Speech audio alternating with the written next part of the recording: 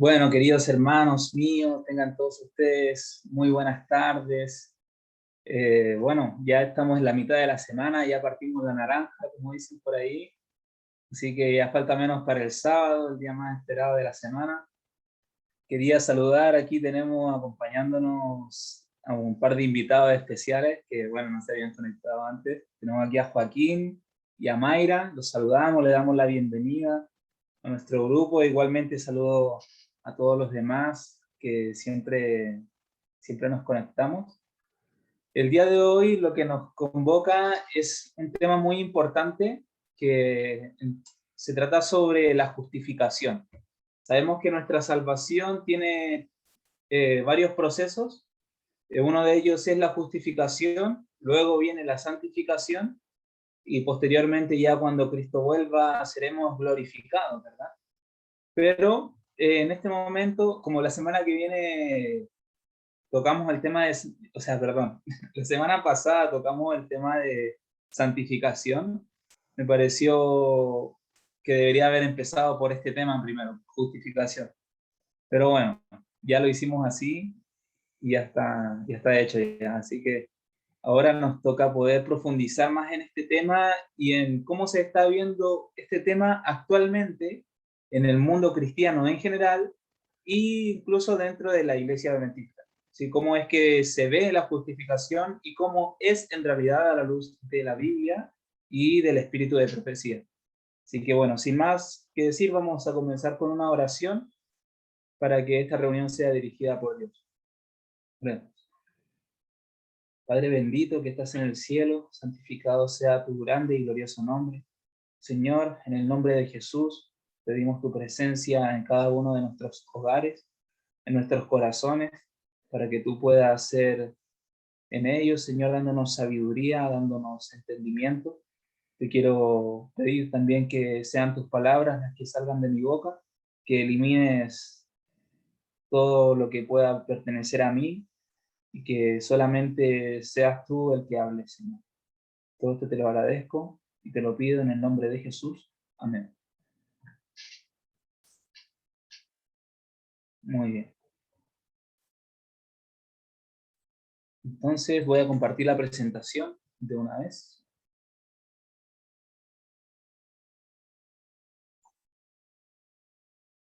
Bueno, vamos a incursionar un poco en la justificación.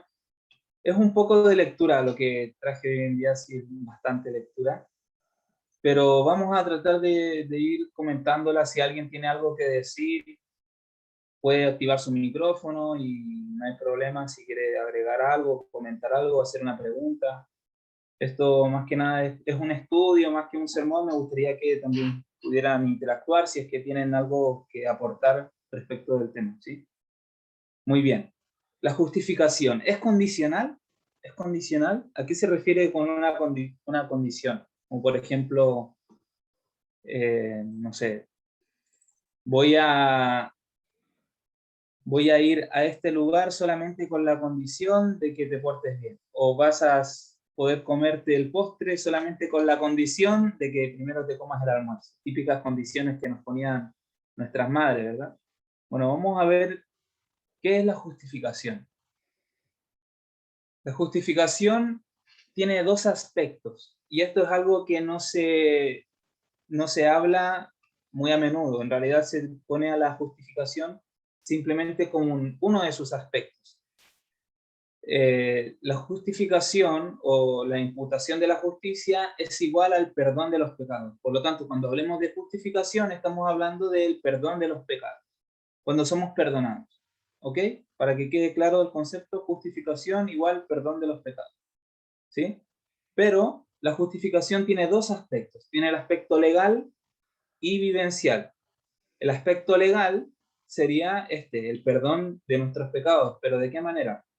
Vamos a profundizar porque esto lo encontramos en Romanos 4, 6 y 7. Dice, como también David habla de la bienaventuranza del hombre a quien Dios atribuye justicia sin obras, diciendo, bienaventurados aquellos cuyas iniquidades son perdonadas y cuyos pecados son cubiertos.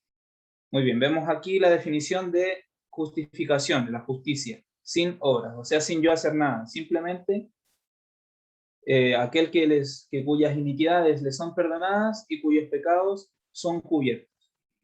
En el momento en el que nosotros nos arrepentimos, nuestros pecados pasan a ser perdonados. No por un mérito de nosotros, sino netamente por el mérito de Cristo. El comentario bíblico del tomo 6 dice lo siguiente: cuando el pecador penitente, contrito delante de Dios, comprende el sacrificio de Cristo en su favor y acepta este sacrificio como su única esperanza en esta vida y en la vida futura, sus pecados son perdonados. ¿Cuándo somos perdonados? Cuando comprendemos el sacrificio de Cristo, pero primeramente tenemos que estar contritos delante de Dios, humillados delante de Dios y aceptar el sacrificio de Cristo. ¿Sí? Por lo tanto, requiere humillación, contrición de espíritu, entristecerse por el pecado que cometimos, comprender el sacrificio de Cristo y aceptarlo para que nuestros pecados sean perdonados. Esto es justificación por la fe.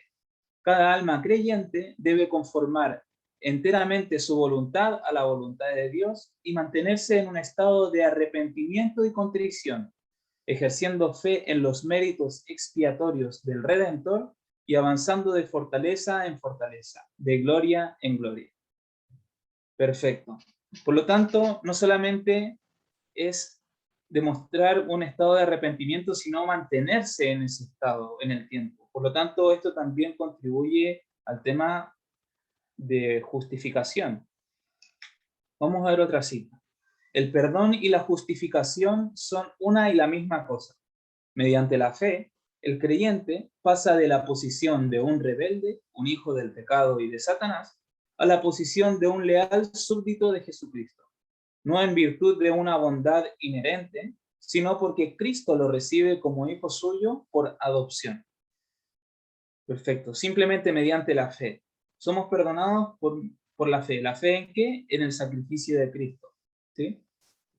Y no solamente en eso, sino en que Cristo vivió una vida pura y sin mancha, llevó el pecado de nosotros y vivió sin pecar, incluso cuando tenía su mente manchada y su conciencia en su conciencia había sido derramado toda la carga de nuestros pecados y de los pecados de toda la humanidad, de los habidos y por haber, y aún así él se mantuvo sin pecar. Entonces, mediante la fe en el poder que Cristo ejerció sobre el pecado, es que yo puedo obtener el perdón de mis pecados y a la vez también vencer esos pecados. Y eso es justificación por la fe. Y dice que Cristo nos recibe en adopción. Pero esto simplemente habla acerca de un aspecto legal. ¿Por qué? Adopción, yo busqué el significado de adopción y dice: acto jurídico en virtud del cual un adulto toma como propio a un hijo ajeno, con el fin de establecer con él una relación paterno-filial, con idénticos o análogos vínculos jurídicos que resultan de la procreación. Por lo tanto, es simplemente un acto jurídico. O sea, es, por así decirlo, un papeleo, es un acto legal. No tiene nada que ver con la relación que yo pueda tener. Por ejemplo, si yo adopto a un hijo por medio de un papel, eso no quiere decir que él me pueda llamar padre de inmediato o que yo lo pueda llamar hijo de inmediato. Tiene que haber un vínculo más cercano, tiene que haber una vivencia entre los dos para que este vínculo se consolide. Pero aún así, mediante nuestra confesión y mediante nuestra fe, nosotros podemos pasar a ser hijos adoptivos de Dios. Pero eso no quiere decir que tengamos esa relación cercana, sino que eso se va construyendo mediante un aspecto vivencial de la justificación. ¿Y cuál es este aspecto? El que encontramos en Tito 3, del 5 al 7, que dice: nos salvó no por obras de justicia que nosotros hubiéramos hecho, sino por su misericordia, por el lavamiento de la regeneración y por la renovación en el Espíritu, la cual derramó en nosotros abundantemente por Jesucristo nuestro Salvador, para que, justificados por su gracia, viniésemos a ser herederos conforme a la esperanza de la vida eterna. Muy bien, y aquí hay que comprender algo, miren hermanos. Primeramente menciona que hubo un lavamiento de la regeneración y renovación del espíritu, y luego dice que justificados por su gracia venimos a ser herederos.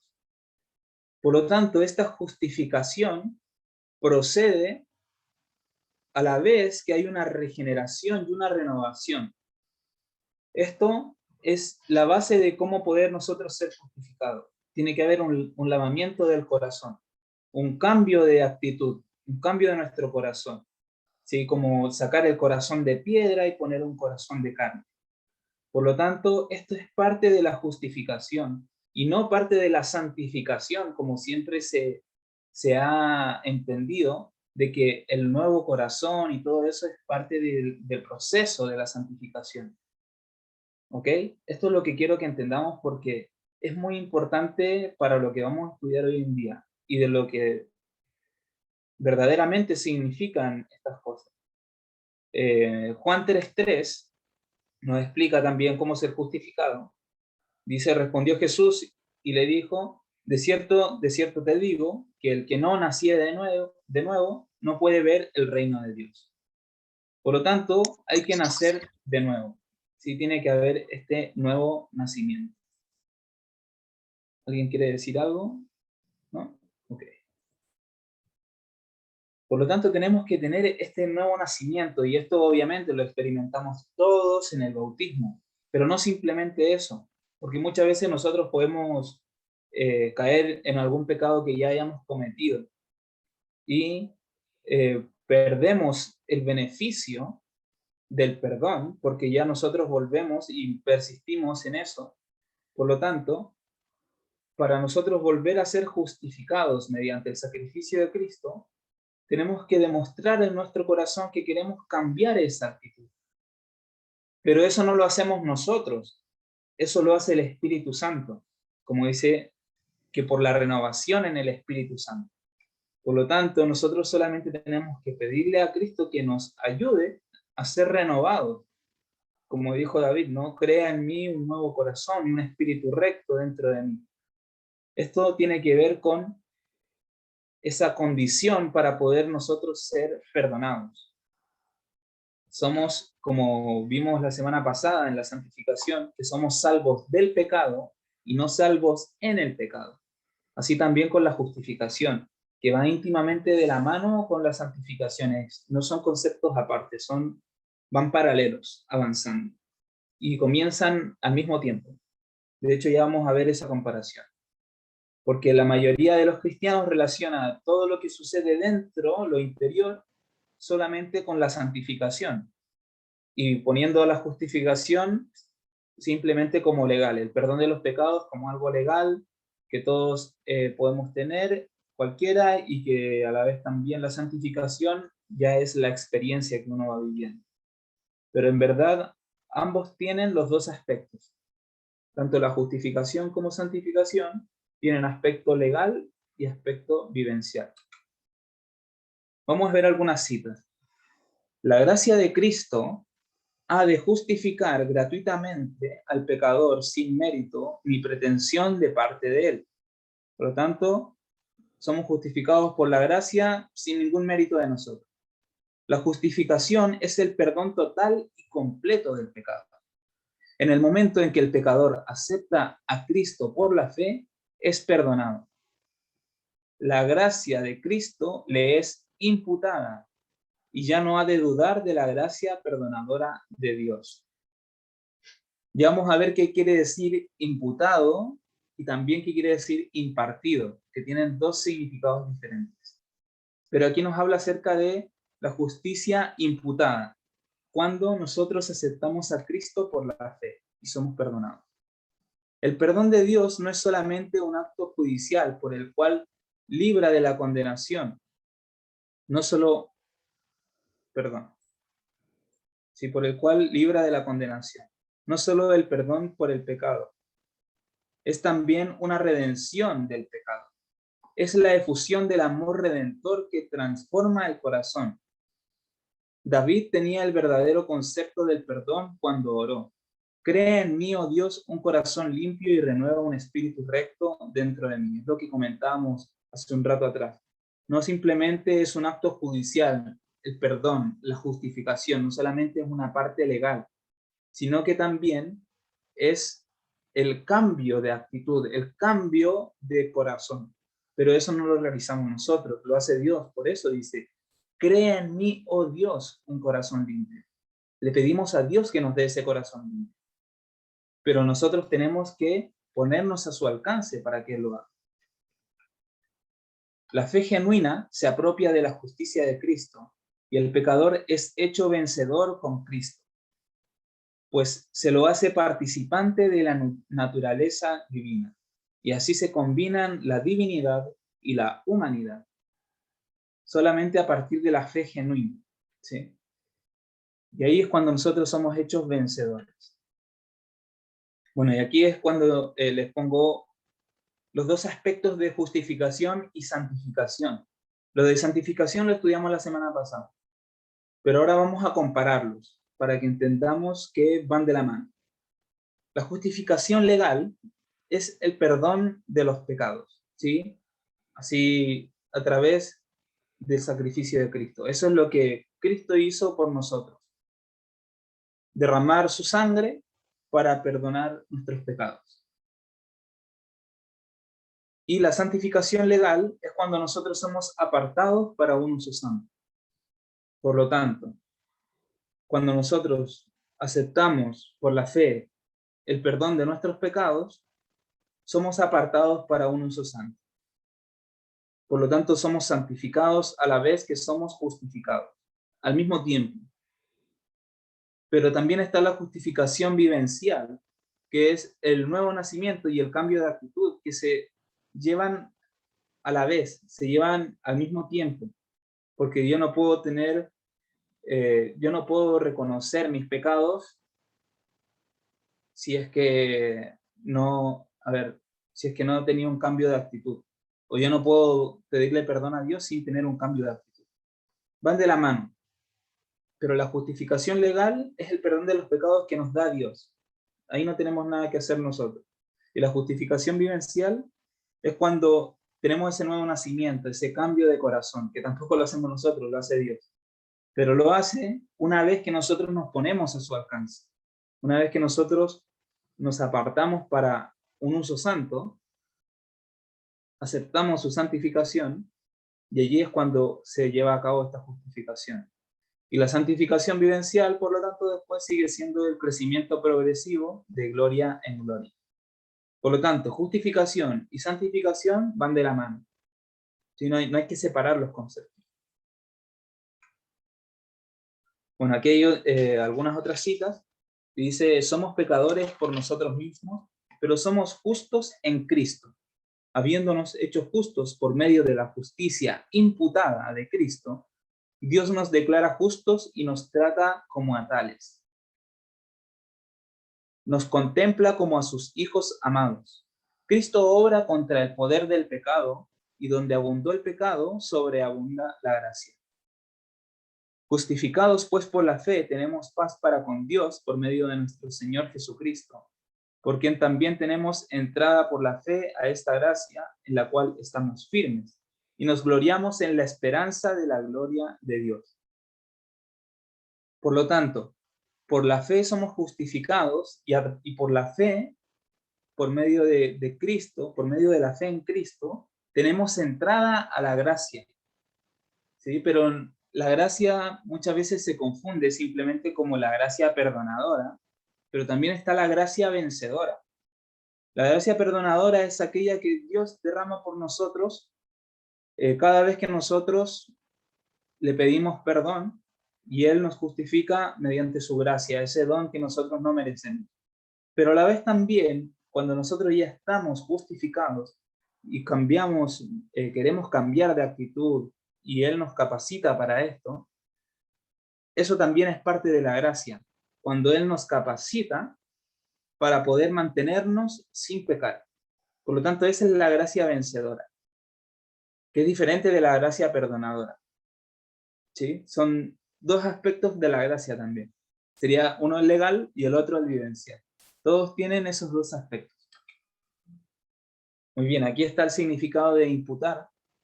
Quiere decir atribuir a alguien la responsabilidad de un hecho reprobable. Bueno, en este caso no sería un hecho reprobable, sino la justicia de Cristo. Sería atribuir a alguien la justicia de otra persona, ¿no? Atribuir a alguien el sacrificio que hizo Cristo por nosotros como que fuera nuestro. Y su vida perfecta como que fuera nuestra.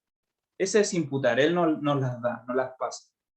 Pero impartir es dar o distribuir algo. Es diferente de atribuir.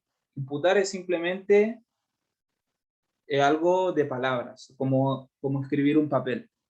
Pero impartir ya es brindarlo, ya que eso pase a ser algo dentro de nosotros. ¿Verdad? Muy bien, cuando el pecador, atraído por el poder de Cristo, se acerca a la cruz levantada y se postra delante de ella, se realiza una nueva creación. Se le da un nuevo corazón. Llega a ser una nueva criatura en Cristo Jesús. La santidad encuentra que no hay nada más que requerir. Dios mismo es el que justifica al que es de la fe de Jesús. Romanos 3:26. Y a los que justificó, a estos también glorificó. Romanos 8:30. Por lo tanto, a través de el sacrificio de Cristo, a través del poder de Cristo, y cuando nosotros nos postramos delante del sacrificio que Él realizó, es cuando nosotros se nos da ese nuevo corazón. En el mismo acto de nuestro arrepentimiento, tiene todo, no es durante el proceso de, por ejemplo, ya yo me arrepiento de haber tantas veces haberle pegado a mi mujer, me arrepiento, pero yo después al otro día sigo pegándole. O sea, verdaderamente ahí no hubo un arrepentimiento, no tuve un nuevo corazón, porque si yo hubiera tenido un cambio de corazón, ya habría abandonado ese pecado. Por lo tanto, ese es el verdadero arrepentimiento y esa es la verdadera justificación. Cuando no solamente nosotros aceptamos el sacrificio de Cristo, sino que también aceptamos que Él nos dé un nuevo corazón. Por lo tanto, renunciar a todo lo que hacíamos antes.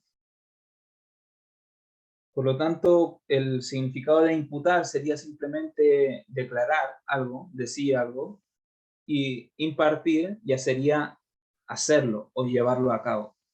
Por lo tanto, ambos tienen que tener parte en la justificación y en la santificación, que van de la mano.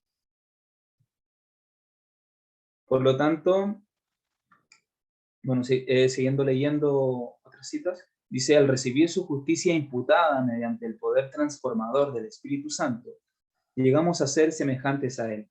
Albergamos la imagen de Cristo y ella se apodera de todo nuestro ser.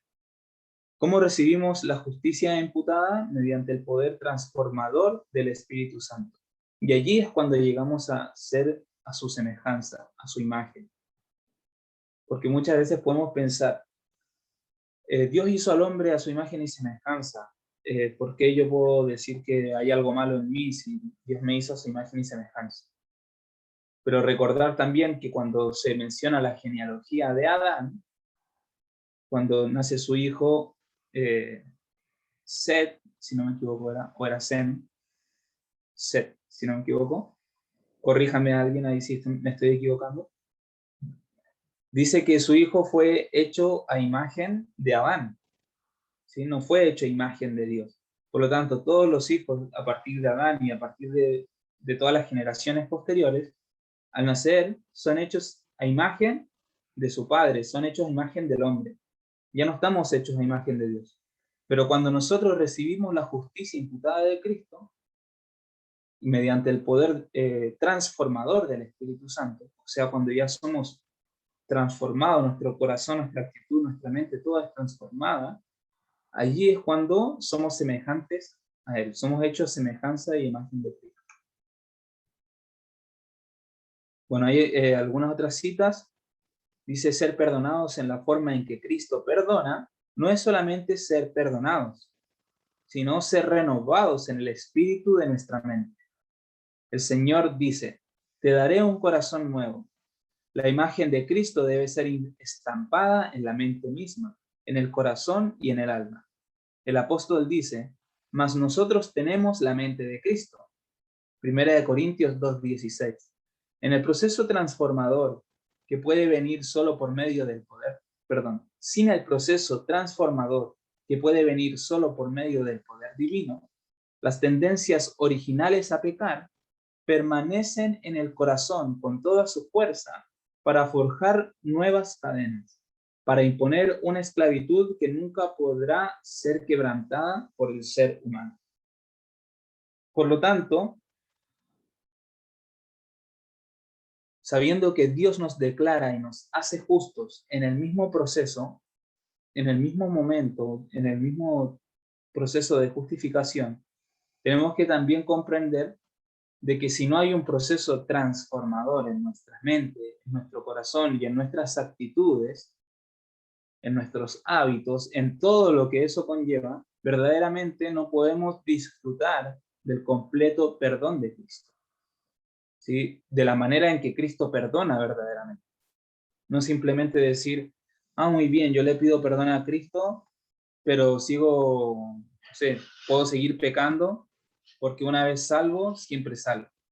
Y esto es lo que dice la mayoría del mundo evangélico, el mundo cristiano en general, y a la vez también dentro de la Iglesia Adventista se está inmiscuyendo desde hace años este concepto de que ser justificado simplemente quiere decir aceptar el perdón de Cristo y nada más. Que el cambio de actitud es parte de la santificación.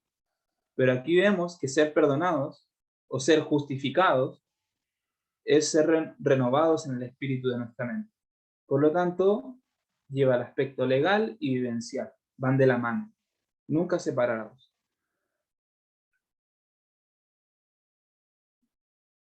A ver, aquí como que se me...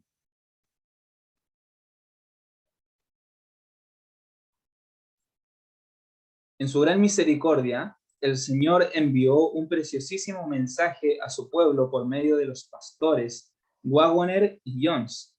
Este mensaje tenía que presentar en forma más destacada ante el mundo al sublime Salvador, el sacrificio por los pecados del mundo entero.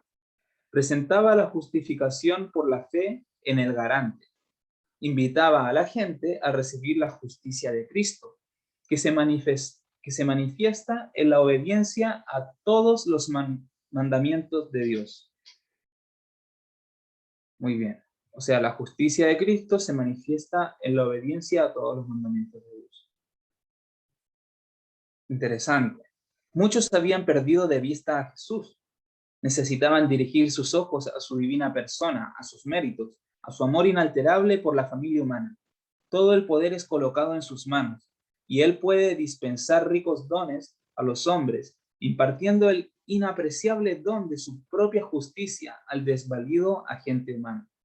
Este es el mensaje que Dios ordenó que fuera dado al mundo. Es el mensaje del tercer ángel, que ha de ser proclamado en alta voz y acompañado por el abundante derramamiento de su espíritu. Por lo tanto, palabras de nuestra querida hermana Elena, el mensaje del tercer ángel es el mensaje de justificación por la fe. Porque si nosotros no somos justificados por la fe, no manifestamos obediencia a todos los mandamientos de Dios. Por lo tanto, vamos a recibir la marca de la bestia. Por lo tanto, no vamos a guardar el sábado. Y vamos a romper los mandamientos de Dios, porque el que ofende en un solo punto de la ley es culpable de todos.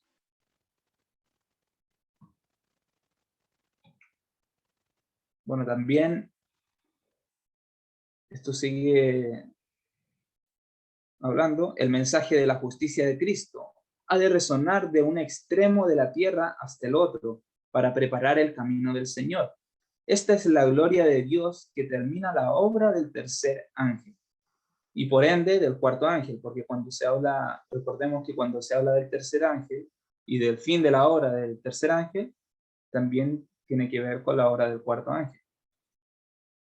El último mensaje de clemencia que ha de darse al mundo es una revelación de su carácter de amor.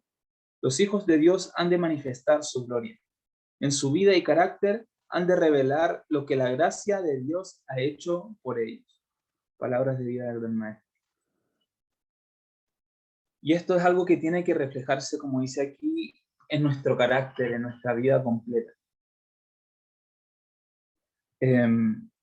Para poder hacer un resumen de todo lo que ya estuvimos hablando, justificación es impartición de la justicia y no simplemente la imputación.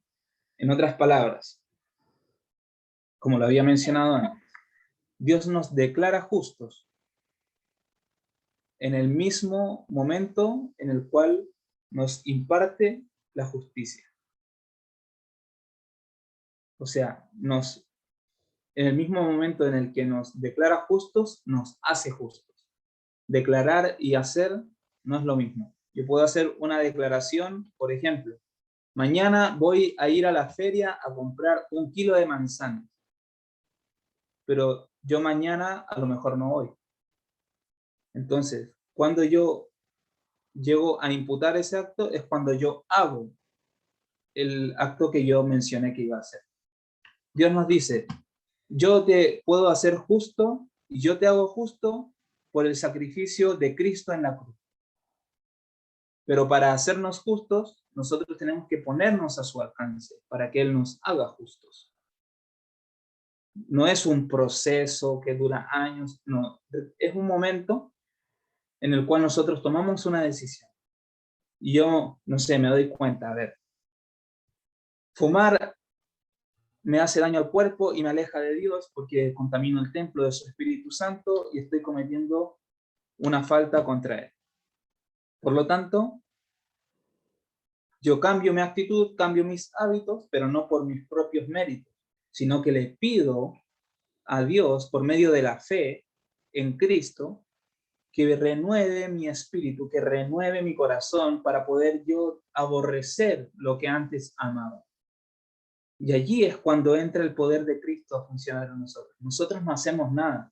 Nosotros no nos justificamos ni nos santificamos. Joaquín levantó la mano. Hable, amigo. Lo escuchamos. Buenas noches, ¿se me escucha bien? Sí, amigo. Justamente lo que tú estás diciendo, Frank, aparece aquí en el deseado de todas las gentes. La página 431, el párrafo 5, dice, en la obra de redención no hay compulsión. No se emplea ninguna fuerza exterior. Bajo la influencia del Espíritu de Dios, el hombre está libre para elegir a quién servir. En el cambio que se produce cuando el alma se entrega a Cristo, hay la más completa sensación de libertad. La expulsión del pecado es obra del alma misma. Por cierto, no tenemos poder para libertarnos a nosotros mismos del dominio de Satanás, pero cuando deseamos ser libertados del pecado y en nuestra gran necesidad clamamos por un poder exterior y superior a nosotros, las facultades del alma quedan dotadas de la fuerza divina del Espíritu Santo y obedecen a los dictados de la voluntad en cumplimiento a la voluntad de Dios. La condición bajo la cual es posible la libertad del hombre es que éste llegue a ser uno con Cristo. La verdad os libertará, y Cristo es la verdad. El pecado puede triunfar solamente debilitando la mente y destruyendo la libertad del alma. La sujeción a Dios significa rehabilitación de uno mismo, la verdadera gloria y dignidad del hombre. La ley divina a la cual somos inducidos a sujetarnos es la ley de la libertad. Y en esto justamente lo que tú estabas diciendo se experimenta muchas veces. Yo he recibido muchos testimonios de eso y yo también lo he vivido en mi propia vida. Que cuando nosotros llega un momento en que nosotros estamos como en un hoyo, en una situación que nos vemos atrapados, no sabemos cómo salir, Y en esa angustia nosotros clamamos por un poder superior a nosotros. Le pedimos auxilio al Señor Jesús. Y entonces en ese momento de auxilio es cuando llega la ayuda divina. Y el Señor hace un milagro rotundo que te cambia al otro día. Tú ya estás como un hombre nuevo. Y eso se va renovando todos los días. Pero llega el momento del apriete, cuando tú pides, te ves que te vas a morir en tu pecado, y entonces pide al Señor auxilio y Él actúa de inmediato. Esa es la promesa que tenemos en esta cita. Amén. Amén, amigo.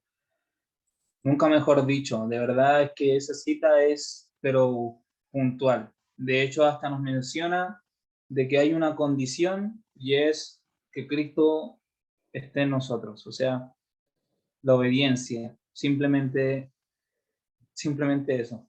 Hay condiciones. Y vamos a ver algunas citas dentro de mismo de la iglesia adventista, de algunos que fueron ex presidentes de conferencia. Yo no estoy hablando de cualquier hermano que haya escrito esto, sino personas que han designado en la antigüedad como líderes y que aún ellos ni ellos tenían muy claro este tema, o si lo tenían claro, o querían confundir las mentes, o aún a lo mejor no lo entendían bien. Del libro Aún Creemos, del pastor Robert Falkenberg, dice lo siguiente: nos salimos del terreno seguro cuando entendemos el Evangelio como buenas nuevas condicionales, como si la salvación fuera como un juego que pudiera tocarte algo. Podemos caer en la sequía de la justificación condicional y sacrificar así la paz de mente que da la seguridad en Cristo. Muy bien, hemos visto anteriormente que la justificación es condicional. ¿Por qué? Porque tiene que haber un cambio de actitud. O sea, yo tengo que ponerme en las manos de Dios, como leía Joaquín recién, solamente mediante la condición de que Cristo habite en nosotros. O sea, simplemente tenemos que ponernos a su alcance. Pero la mayoría del mundo cristiano dice que esto ya es legalismo. Que guardar los 10 mandamientos es legalismo, o sea, es caer en justificación por obras. Pero la justificación es por fe, pero también como dice Santiago, alguno dirá, tú tienes fe, yo tengo obras, muéstrame tu fe sin tus obras y yo te mostraré mi fe por mis obras. Es algo que va íntimamente ligado. Dice, yo creía antes en la justificación condicional, basada en el perdón humano, el cual es legalismo. Y aquí ya mezcla conceptos. ¿Creía en la justificación condicional antes? Muy bien. O sea que cambió de pensamiento, pero dice que se basaba en el perdón humano. Que yo sepa, no existe el perdón humano. O el perdón no es divino o no hay perdón. Pero dice que aquí eso es legalismo. Contribuye a nuestra obediencia, contribuye nuestra obediencia a nuestra salvación o nuestra no obediencia a nuestra perdición. No. Nuestra obediencia no contribuye, no soy salvo por acatar el sábado, ni me pierdo por no guardar. Esta comprensión de justificación legal es un completo error. ¿Por qué? Por guardar el sábado, ¿me voy a salvar? No, eso no es así, ¿sí? Porque yo puedo, si yo no conozco sobre esto, no va a ser una condición. Pero ahora, si yo conozco sobre el sábado y conozco que es parte de la ley de Dios, yo voy a acatar ese mandamiento no porque sea de salvación o perdición, sino porque quiero, por amor, obedecer a Dios. Por lo tanto, aquí netamente estas declaraciones, incluso dentro de la Iglesia Adventista, en libros que se han distribuido dentro de la Iglesia Adventista. Imagínense. Hyman Bauman, no sé si se pronunciará así, pero sí creyendo, él les menciona, él fue con ciruela, el de zanahoria con... el de zanahoria, Vicky. Ahí se conectó nuestro amigo Armando de allá de Estados Unidos. Muy bien. Esta cita de Heman Bauman, que fue un antiguo presidente de la Conferencia de Arizona, ahí en Estados Unidos, dice: crecí creyendo que además de aceptar a Jesús como mi Salvador, también tenía que guardar el sábado si quería ser salvo. Tenía la clara convicción de que si no lo guardaba, me perdería. Ok, por lo tanto, como que cambió de opinión después, ¿no? Agradezco a Dios. Bueno, aquí me equivoqué en escribirlo. Le vamos a pedir ahí a Armando que pueda mantener su micrófono apagado, por favor. Dice: agradezco a Dios que aquí me equivoqué, lo escribí con minúscula, que al tener el privilegio de estudiar bajo algunos de los grandes eruditos adventistas como Hugo o Heppenstall, el mensaje de la abundante gracia de Dios quedó claramente consolidado en mi pensamiento y en mi teología. Muy bien, aquí nuevamente está haciendo lo mismo que hicieron con este pastor que se llama John Pauling, que dice que, bueno, ya no va a haber ley dominical, que habló en un simposio en la iglesia adventista y lo ponían como un gran erudito. Bueno, así también está poniendo a Hugo o Heppenstall como grandes eruditos, cuando en realidad lo que están hablando... Y uno de mano. Sí.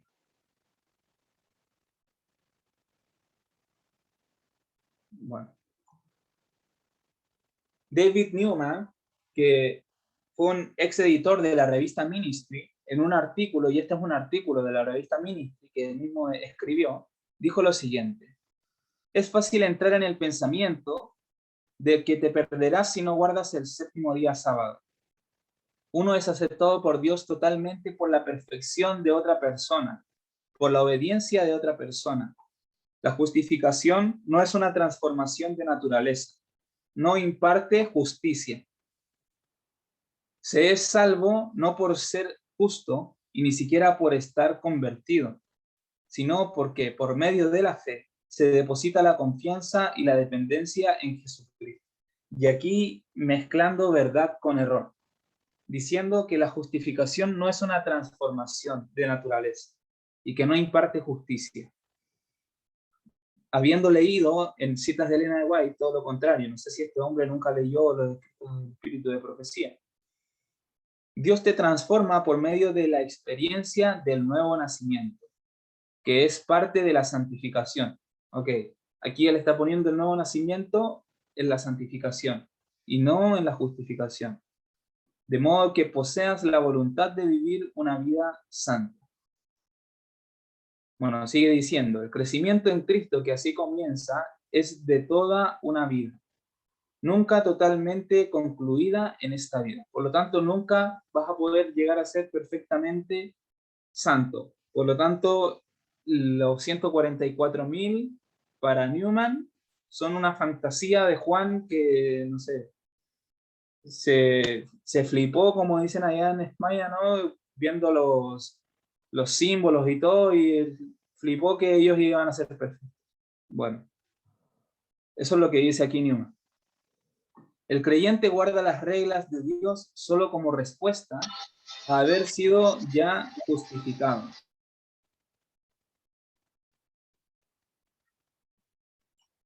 Les pido por favor que puedan mantener sus micrófonos apagados. Amén. El creyente guarda las reglas de Dios solo como respuesta de ya haber sido justificado, o sea, como una consecuencia y no como causa. Nunca como causa o parte de la causa de la justificación. El pecado puede clasificarse en pecado en letras mayúsculas y pecado en letras minúsculas. Ahí me equivoqué en escribir. Les pido disculpas. O sea, está hablando de que tenemos pecados grandes y pecados pequeños. ¿Es así? ¿Es así la definición de pecado? El pecado en letras mayúsculas,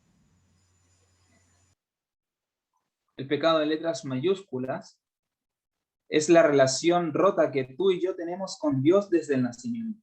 O sea, llevándolo a otras palabras, nosotros desde nacer ya somos culpables de pecados, ¿sí? Desde que nacemos somos culpables de un pecado, por lo tanto, esto ya está en nuestra naturaleza y siempre ya vamos a tener este pecado en letras mayúsculas, como por así decirlo, ¿verdad? Según lo que está diciendo aquí Newman. El pecado de Adán y Eva no fue tomar y comer el fruto prohibido. Ya habían pecado antes de tomar la fruta. ¿Es esto lo que nos dice la Biblia? ¿Qué dijo Dios?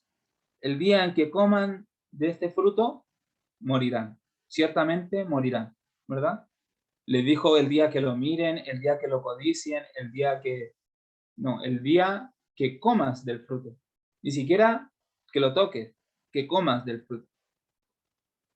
Bueno, no sé si él decía que no podían tocarlo, creo que sí, que decía que no podían ni tocarlo. Pero bueno, ese era el mandamiento de Dios, no comerlo. Pero aquí dice que el pecado fue antes de tomar la fruta. Bueno, Eva debió sentir que era un ser maduro, que no tenía que depender de Dios para todo, lo cual me llevó a explorar un poco le llevó a explorar un poco por su cuenta. Entonces, algo comenzó a hablarle. Fue extraño porque no era una persona, ni un ángel, ni tampoco Jesucristo. Era un animal subido a un árbol, aparentemente el animal más bello, en aquellos primeros días.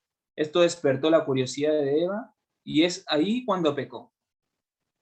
O sea, cuando se despertó su curiosidad, fue el pecado de Eva.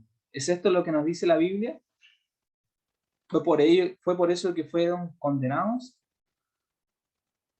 Bueno, sigue diciendo después, la justificación se encarga del pecado, del problema de la relación con Dios. La santificación se encarga de este pecado, del problema del comportamiento. Cambiando completamente conceptos. O sea, la justificación te perdona por los pecados con los cuales supuestamente tú ya naciste, ¿sí? Y luego la santificación se encarga de estos pecados, de tus malos hábitos, de todo lo que tiene que ver con eso. Conceptos completamente errados y enredados a la vez, porque es mucho más sencillo que eso. El cristiano tropezará y caerá en su camino a la plena perfección en Cristo. Dios ve estos pecados como parte del proceso de maduración, con lo cual no condenan al hombre. Caen no porque su relación con Dios esté rota, no porque reducen depender de Él, sino porque son inmaduros o ignorantes, o porque luchan con adicciones mientras desean desesperadamente madurar hacia Él. Bueno, aquí tengo un problema de escritura porque lo empecé a escribir con el lector de audio de mi teléfono. Pero se dan cuenta de las mentiras que se están explicando aquí en una revista para los ministros dentro de la misma iglesia adventista. O sea, es algo tremendo. Dice que el cristiano tropieza y cae en su camino a la plena perfección de Cristo. Que estos pecados son parte del proceso de maduración y que no nos condenen. O sea que yo puedo continuar pecando, yo puedo, ya, una vez que ya Dios me perdona, yo acepto su perdón, yo puedo matar, cometer adulterio, incluso morir en el mismo acto de adulterio y ser salvo. Esto me recuerda un poco a esto que hablábamos la semana pasada sobre los círculos cuadrados. ¿Puede existir un círculo cuadrado? No creo, ¿no? No existen los círculos cuadrados. Cuando Dios miró la vida de David por medio de los ojos de Jesús, solo vio a una persona perfecta. David cometió pecados. Su comportamiento fue despreciable, pero vivió una vida de arrepentimiento. Quería ser dependiente de Dios siempre. Si David se hubiera perdido, no habría sido por su adulterio o su homicidio. Él se habría perdido por no haber mantenido una relación de fe y dependencia con Dios que cubriera el pecado cometido. Ok, diciendo que ya, imagínense dando el ejemplo de David, diciendo que aún cuando él cometió el pecado, aún cuando él estaba tratando de encubrir su pecado, cuando llamó a Urías para que se acostara con Betsabé para hacer que el hijo que era de él pasara como que fuera de Urías, y aún así Urías no quiso bajar a la casa de su esposa, sino que durmió en la entrada del palacio, Y allí fue cuando ya a David no le quedó otro remedio más que mandar a matar a Urías, a uno de sus mejores hombres, y luego tomar a su esposa para que el hijo que habían concebido en el adulterio pasara como que fuera propio de él. Y él estaba tratando de encubrir su pecado. ¿Ustedes creen que él podría haber mantenido una relación de fe y dependencia con Dios en ese momento? ¿Ustedes creen que él aún estaba, Cristo, viendo a una persona perfecta en David? Aquí está diciendo que el sacrificio de Cristo o su gracia nos excusa de nuestros pecados. Entonces, ¿para qué vivir en el Evangelio? Para eso me voy al mundo, consumo drogas, alcohol, voy a fiestas, estoy con miles de mujeres y me vuelvo loco, viviendo la vida loca. Total, Dios ve que yo no me aparte de Él y yo puedo seguir hablando con Él y orando. No importa que yo haga todo lo contrario de lo que Él me está diciendo que haga. Bueno, la justificación es lo que Cristo hizo por mí hace 2000 años. Es completa, perfecta e imputada a mí cuando pongo mi fe en Él. O sea, simplemente por la fe ya tengo justicia completa. Y la santificación es lo que Jesús hace en mi día a día y empieza con el nuevo nacimiento. La santificación es incompleta y es impartida a mí a medida que crezco en Él. Muy bien, entonces pone la justificación hace 2000 años atrás, algo que no podemos vivir hoy en día, que no podemos ser justificados hoy en día, y la santificación como algo del día a día. Bueno, un enredo de doctrinas babilónicas. Bueno, aquí yo tomé algunas anotaciones. Dice, bueno, sabemos que el pecado es la transgresión de la ley, cuando ésta ha sido conocida y se hace todo lo contrario. Respecto del tema de Eva, sabemos que Eva cometió un error, ¿sí? Cometió un error que fue más allá de donde debía, pero no es pecado hasta ver una rebelión abierta, un rechazo desafiante a un mandato directo de Dios. Por lo tanto, no puede haber sido pecado el caer o el ceder ante una tentación o que te dé curiosidad algo. Como por ejemplo, no sé, se te presenta cualquier tipo de tentación, hablar mal, pensar mal acerca de alguien, pero esa tentación en sí no es un pecado. Cuando tú ya cedes ante esta tentación y llevas a cabo este mal pecado, o sea, este mal pensamiento produce el pecado. Lo dice en Santiago. ¿Sí? No somos tentados por Dios, sino que somos tentados por nuestros propios malos deseos. Y cuando ese mal deseo ha sido concebido, produce... Perdón, se me olvidó la cita. La voy a buscar porque va directamente con lo que estamos hablando. Dice cuando ese mal... Cuando su mal deseo ha sido concebido, produce el pecado. Y el pecado, una vez cumplido, produce muerte. Está bien como lo había mencionado. Gracias a Joaquín. Por lo tanto, nosotros tenemos esta imputación de justicia, pero si nosotros podemos ser tentados por nuestros malos deseos, pero tener ese mal deseo no es pecado, sino el mal deseo es cuando nosotros llevamos a cabo, lo llevamos a la parte práctica. Lo mismo con nuestra justificación. La justificación imputada de Cristo, su sacrificio por nosotros, no nos da el perdón. Nosotros tenemos que también hacer nuestra parte, llevar a cabo ese perdón, poniéndonos a su alcance y pidiéndole a Él que nos dé ese nuevo corazón para poder cambiar. ¿Qué dice el espíritu de profecía sobre esto que acabamos de mencionar? ¿Sí? Porque ¿qué es lo que nos mencionaba anteriormente? Disculpe, le voy a pedir ahí que pueda mantener sus micrófonos apagados. No sé.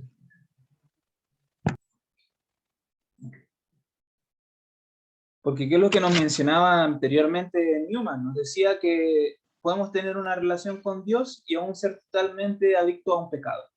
¿Sí? Y ese pecado que no podemos deshacernos de él. Esto sería como decir, en vez de decir una vez salvo, siempre salvo, Una vez salvo, casi siempre salvo. ¿Por qué? Porque mientras mantengamos nuestra relación con Dios, por más que nosotros pequemos, ahora, si yo le doy la espalda a Dios abiertamente y me cierro ante sus palabras o ante sus reprensiones, ahí recién es cuando yo estoy renunciando a su justicia. Sí, Joaquín, comente, dígame. Sí, no quisiera interrumpirte más, pero justamente viene al caso una cita que aparece en el Deseado de toda la gente, la página 622-25, que dice, es por medio de las escrituras. Dice, hay consuelo y paz en la verdad, pero no se puede hallar verdadera paz ni consuelo en la mentira. Por medio de falsas teorías y tradiciones es como Satanás obtiene su poder sobre la mente. Introduce a los hombres a adoptar normas falsas y tuerce el carácter. Por medio de las escrituras, el Espíritu Santo habla a la mente y graba la verdad en el corazón. Así expone el error y lo expulsa del alma. Por el Espíritu de verdad, obrando por la palabra de Dios, es como Cristo subyuga a sí mismo a sus escogidos. Cuán importante es la obra del Espíritu Santo en este proceso, tanto en el proceso de justificación y santificación. Por eso es tan peligroso para nuestros hermanos antitrinitarios que insisten en este graso error, porque se están perdiendo de las bendiciones de la justificación y de la santificación, sin quererlo, aún ellos sinceramente pensando que están en lo cierto, pero apartando el Espíritu Santo de su obra, de la obra que realiza y como tercera persona de la divinidad, están ya quitándole el mérito de poder hacer una transformación en su vida y expulsar el error. Por lo tanto, ya simplemente al aceptar este error, aún más están como cavando un pozo del cual no van a poder salir. Y esto es bastante triste, la verdad. ¿Qué dice el espíritu de profecía sobre esto? La obediencia es el primer precio de la vida eterna. Materiales de 1888, página 147. Otra cita de Signs of the Times, de Signs of the Times. Ahí me enseñó mi amigo Javier cómo se pronuncia. La plena obediencia es la condición para la salvación. La plena obediencia es la condición para la salvación. Más claro imposible. La última cita, es la perfecta obediencia de todos los mandamientos de Dios lo que abre al pecador las puertas de la santa ciudad. El Evangelio, que ha de ser predicado a todas las naciones, pueblos y lenguas, presenta nítidamente la verdad, mostrando que la obediencia es la condición para ganar la vida eterna. Por lo tanto, hay una condición para obtener el perdón, y es la obediencia. Cristo murió para poner en evidencia ante el pecador que no hay esperanza para él mientras continúe en el pecado. La obediencia a todos los requerimientos de Dios es su única esperanza para recibir el perdón mediante la sangre de Cristo. Sabemos que perdón y justificación son una y la misma cosa. Por lo tanto, podemos reemplazar y decir, la obediencia a todos los requerimientos de Dios es su única esperanza para recibir la justificación mediante la sangre de Cristo. Pero ¿qué diría la mayoría del mundo cristiano? Esto es legalismo, esto es caer en justificación por obras. Pero estas obras no vienen de nosotros, no vienen de mi humanidad, vienen de la divinidad actuando en mí. Allí es cuando nosotros juntamos la divinidad y la humanidad para que trabajen como uno solo. Pero por la perfecta obediencia, los requerimientos de la ley, el hombre es justificado. Solamente mediante la fe en Cristo es posible una obediencia tal. Cita en los lugares celestiales. Signs of the Times, 16 de junio de 1890. Ahora que aprendí a decirlo, lo quiero pronunciar todo el tiempo. Todas las promesas de Dios son condicionales. Cuando tratamos fervorosamente de ser obedientes, Dios escucha nuestras peticiones, pero Él no nos bendecirá si estamos en desobediencia. Simple, sencillo, Él te va a escuchar, pero no te va a bendecir si sigues desobediendo. Sigues desobedeciendo. Signs of the Times. Perdón, ya la leí. Pero al paso que Dios puede ser justo, y sin embargo justificar al pecador por los méritos de Cristo, nadie puede cubrir su alma con el manto de la justicia de Cristo mientras practique pecados conocidos. ¿Cuáles son los pecados conocidos? Los pecados que ya siempre has cometido en el pasado, que tú sabes que son pecados. No habla de pecados desconocidos. Por ejemplo, tú puedes, no sé, hablando de, entre comillas, Martín Lutero, por ejemplo, él tomaba cerveza, pero él no conocía que eso era un pecado. Él no guardaba el sábado, pero él no conocía que eso era un pecado. ¿Me entienden? Es cuando nosotros estamos conscientes y abiertamente somos rebeldes delante de Dios. Dios requiere la entrega completa del corazón antes de que pueda efectuarse la justificación. Ok. Entonces, el nuevo nacimiento, esa renovación del corazón, ¿es parte de la santificación o la justificación? ¿Qué va primero? La justificación, luego la santificación. Bueno, entre comillas, porque se realizan a la vez. Pero primero Dios requiere la entrega completa del corazón para realizar esa justificación, a fin de que el hombre retenga la justificación. O sea, no solamente tenemos que recibirla, sino retenerla. Y para retenerla debe haber una obediencia continua, mediante una fe activa y viviente que obre por el amor y purifique el alma. La salvación no se hace posible solo porque Dios te ama, ni solo porque Jesús murió por ti. Esto es como un resumen de todo lo que hemos estado hablando, ¿sí? Porque, a ver, antes de pasar a este resumen, hay algo que tenemos que entender y varias preguntas que se nos pueden venir a la mente. Pero antes de eso me gustaría contarles una historia. Por ejemplo, imagínense que un hombre muy rico, y hay un hombre muy pobre, muy pobre. Y este hombre que es muy rico escribe un cheque de 10.000 millones de dólares y se lo regala al pobre. ¿Sí? Muy bien. Pero este pobre tiene este cheque de 10.000 millones de dólares, pero para cobrarlo, él necesita ir al banco. ¿Ok? Por lo tanto, es ir al banco a cobrar este cheque una condición para que él pueda tener este dinero.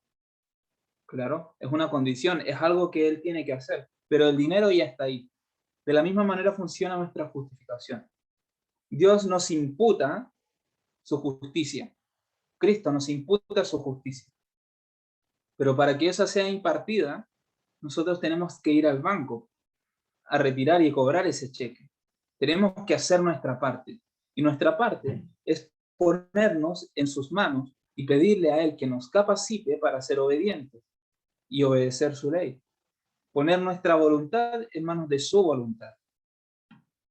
Es como, por ejemplo, otra analogía, un astronauta que quiere ir al espacio, pero él no quiere subirse al cohete, porque el cohete lanza fuego y le da miedo, entonces se mete debajo de la tierra en un búnker, se equipa con todo su casco, con todo lo que él utiliza, su traje de astronauta, y él se sienta y dice, voy a ir al espacio, pero desde aquí, desde el búnker.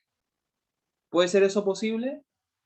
No, no es posible, porque él tiene que, para ir al espacio, entrar en la nave espacial. Por lo tanto, él lo que tiene que hacer es ir, caminar, subirse al ascensor, después cruzar una pasarela, entrar en la cápsula, amarrarse el cinturón de seguridad, pero aún así, aunque haga esto, si el cohete no tiene combustible o sus motores fallan, tampoco puede despegar. Por lo tanto, entrar en la nave espacial para él es la condición para ir al espacio. Así como para nosotros la condición para poder obtener el perdón de los pecados, para ser justificados, la condición es que nosotros aceptemos por fe el sacrificio de Cristo, que aceptemos un nuevo corazón, que le pidamos a Él un nuevo corazón y aceptemos esta gracia que Él nos regala para poder vencer a estas propensiones al mal, para poder abandonar nuestros malos hábitos. Por lo tanto, esa es una condición para obtener el perdón de los pecados y por ende para obtener la salvación. Por lo tanto, hay preguntas que nos podemos hacer. ¿Tengo hoy garantía de mi salvación? ¿Se me asegura la salvación porque Cristo murió por mí? ¿Por cuántos murió Jesús? ¿Cuántos están vivos por su muerte? ¿Cuántos eligen entre salvación y condenación porque Jesús muriera en la cruz? ¿Incluye esto, no sé, a Napoleón, a Hitler o cualquier otro que tú pienses, o al Papa, por ejemplo? Bueno, Jesús murió por todos nosotros.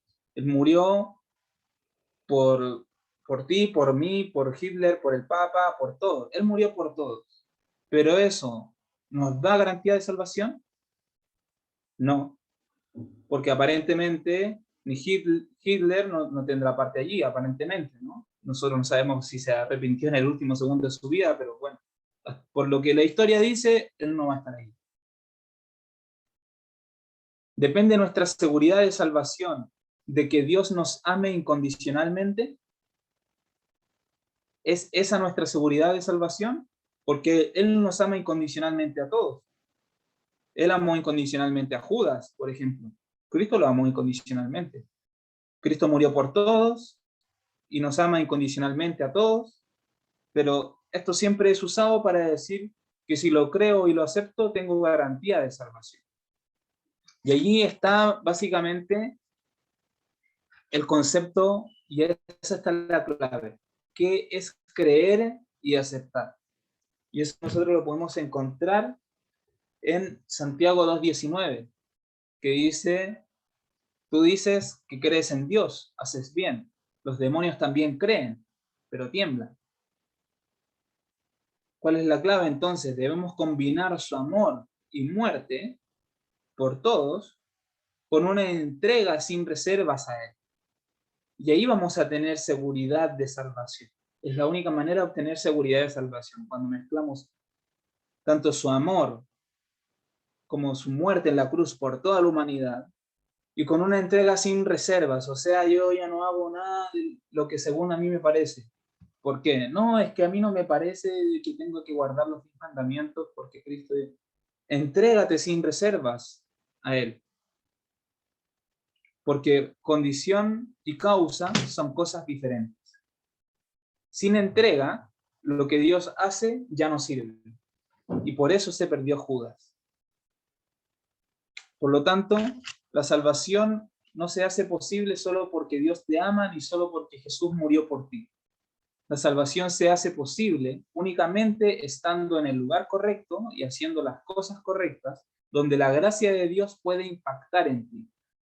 La gracia de Dios es la causa de salvación, pero las condiciones de salvación, como hemos leído, son entrega, disposición a obedecer, compromiso y arrepentimiento. Sin estas cosas no hay salvación.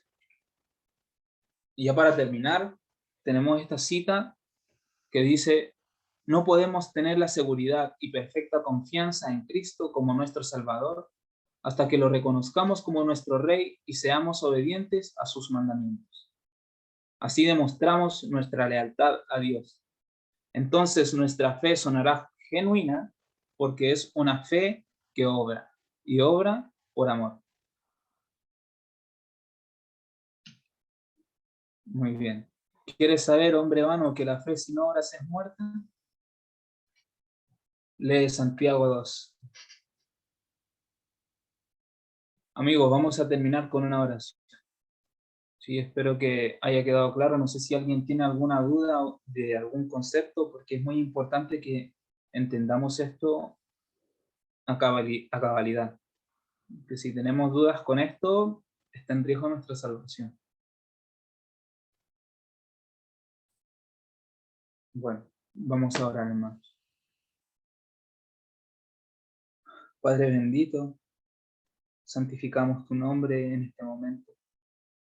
Y en el nombre de Jesús, rogamos que tú puedas entrar a nuestro corazón y cambiar todo lo malo que hay en nosotros, que puedas hacernos aptos para recibir tu perdón y tu santificación. Si es que hasta este momento lo hemos hecho mal, gracias, Señor, por este mensaje que has traído a cada uno de nuestros corazones. Y ayúdanos a que cada día de nuestra vida pueda ser fe en obras y no solamente en palabras. Que pueda ser llevado a la acción, que por medio de ese testimonio podamos llegar a muchas personas que aún no te conocen, o a muchos que quizás creen conocerte, pero que no lo han hecho de la forma adecuada y su salvación también está en riesgo. Señor, te damos gracias por todo lo que tú haces por nosotros cada día. En el nombre de Jesús, amén. Hermanos, antes de concluir con el tema, hay algo que me quedó en el tintero y me gustaría comentarlo para que nos quede también claro. Lo importante, hermanos, aquí no es nuestra salvación, ¿sí? No es, a ver, quiero que me entiendan, no quiero que se malinterprete.